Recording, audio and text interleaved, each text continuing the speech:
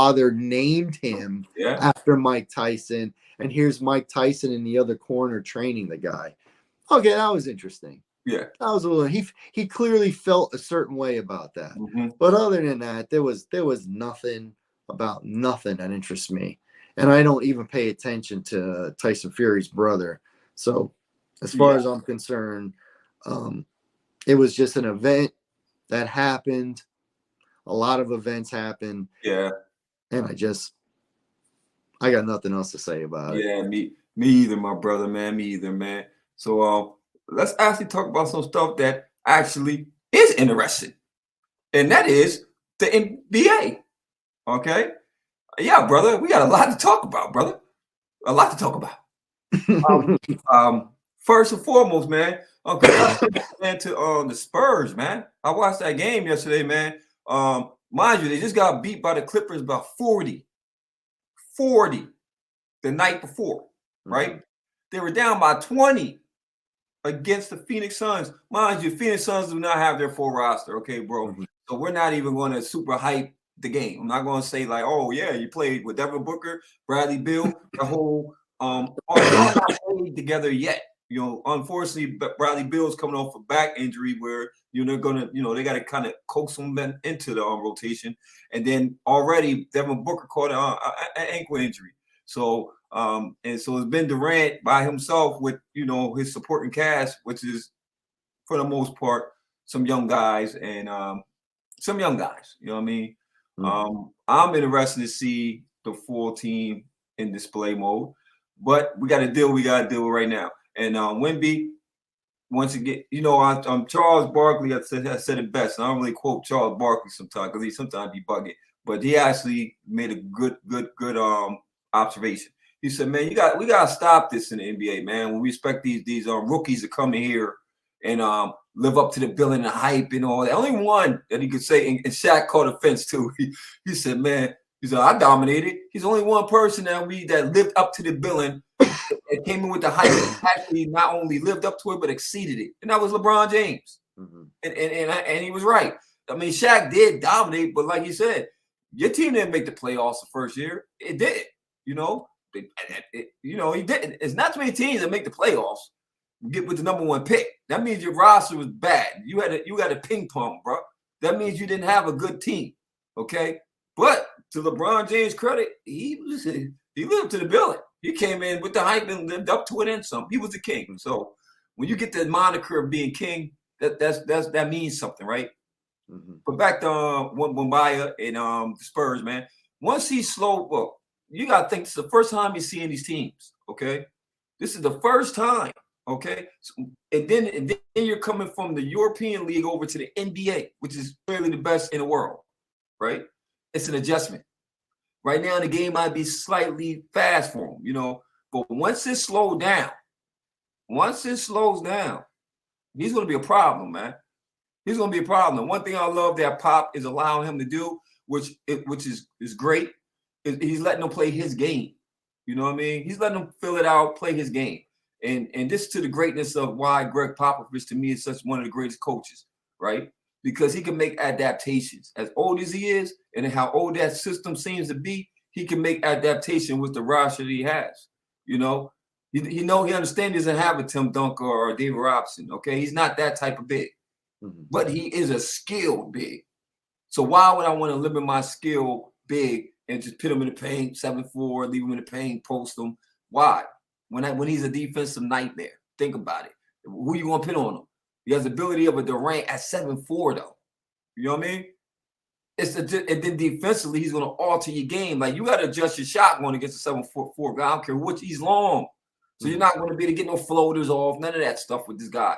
He's a rim protector. Okay. So when you look at all those factors, he's going to be a problem. He's going to be the future. I promise you this, brother. He's going to be the future. Okay.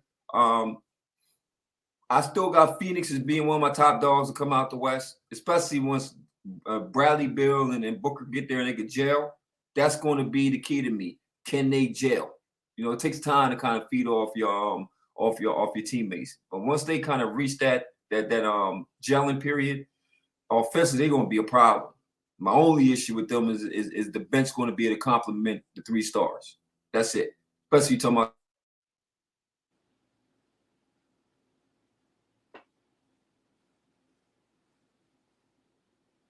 Come on, man. Okay. But yeah, man, what's your opinion on that game, my brother? Well, so it was good to see uh, San Antonio come back from 20 down to beat Phoenix. And I know it wasn't the full roster of Phoenix, but they still had Durant and they still had a 20-point lead. So, okay, it wasn't beating Beal and Booker. Now here's what I'm going to agree with you, and I'm gonna disagree with you on something else. I agree with you with Victor, and he is the future. He is exciting to see. He's got to find his place in this league. He's got to get his rhythm. He shows up big one game, and then another game he's in foul trouble and stuff like that. Pop has to be patient with him. Looks like he's going to be, and that's great. And then he's going to have to get a running mate because he's going to need a 1-2 punch. You want to do that inside, outside. He's going to need another guy. But for now, don't expect San Antonio to win a lot of games.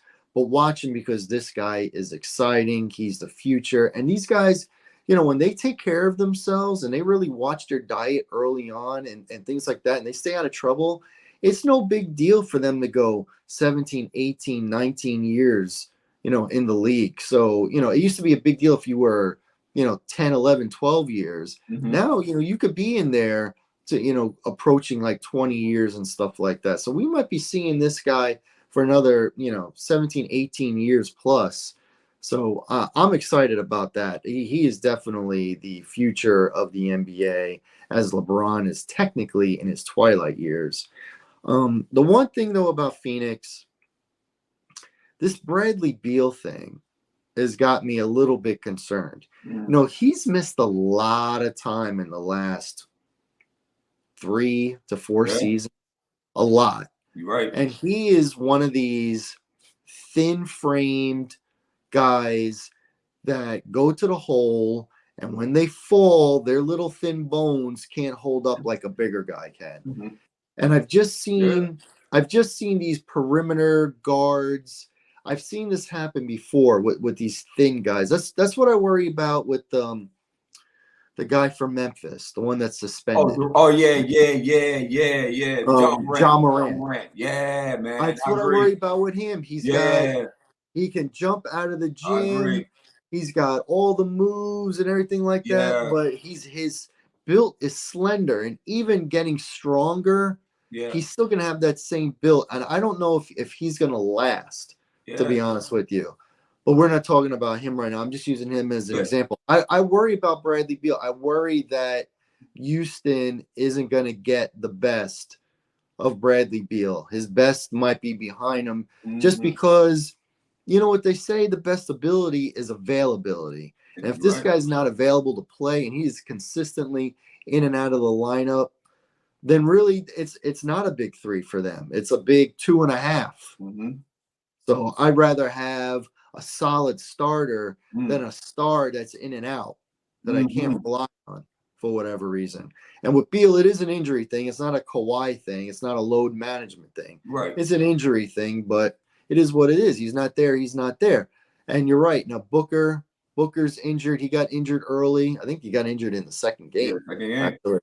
So who knows when he'll come back. As long as it's not a high ankle sprain, it shouldn't be too long. But that guy's straight up fire. I love his game. Straight fire. So, I think Phoenix is going to be around 500 until they get Booker back, and then maybe Beal, but Beal will probably be in and out. I'm not expecting too much from Phoenix. Well, what I am expecting from is Golden State. The Golden State is winning games that they lost last year. They're winning road games that they lost, and they have now unofficially, but officially, put Chris Paul on the bench, and he's coming off the bench, and he is killing it. Killing it. That offense is now they kind of got the lineup set.